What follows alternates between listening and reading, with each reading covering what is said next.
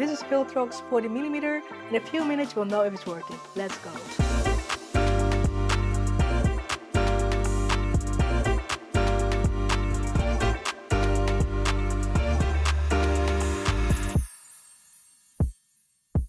If you're on a budget, Viltrox might be the brand for you. I was so surprised to see the prices of this lens. So just look at these prices, it's like insane. They really produce affordable lenses because this lens was just around 100 euros. One of my friends told me I should test out this lens and this brand in general.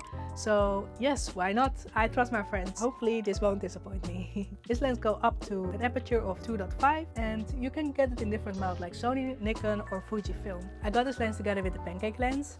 And look at this lens. It's also from Viltrox and a review will come soon, so I'm not spoiling too much. But yes, I'm really excited to test out this brand. One thing I never seen before is this. It has like this port where you can get like the newest updates.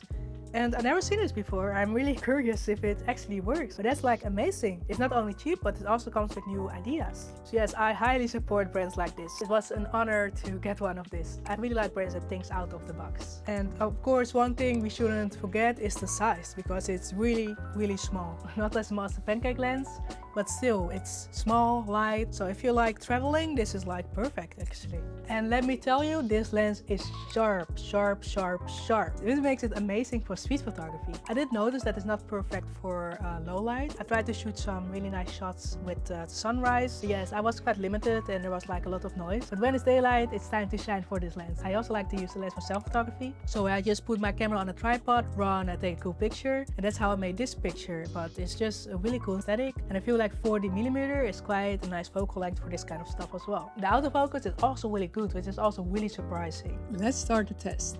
And we start with autofocus. Usually third-party lenses are a little bit slower than like the normal Sony lenses. I have to say, for the price you pay, it's a really good autofocus. I did some tests where I was walking and in general it doesn't have any problem to keep up with me. And let's talk about manual focus. It feels a little bit cheap for me and I don't really enjoy focusing with it, but it still does its job. I'm not sure if you can see it in the test, but it's not as smooth as I'm used to. Yes, again, it's a really cheap lens, so for the price you pay, it's quite good enough. The next test is the bokeh. Especially with the picture with the beautiful dog, you can see how beautiful the bokeh is.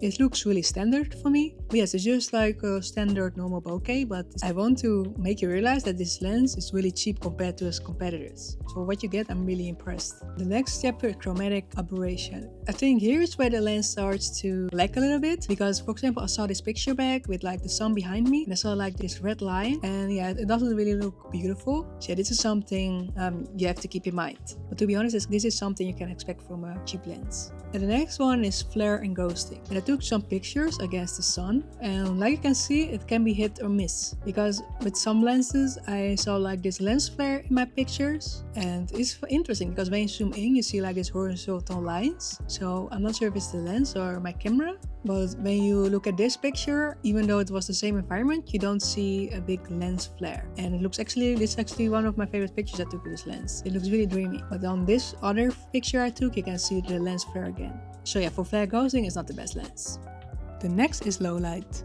I don't think this lens performs well in low light, but still I got some really nice shots. But there was a lot of noise and yes, it's not the best lens to do in low light.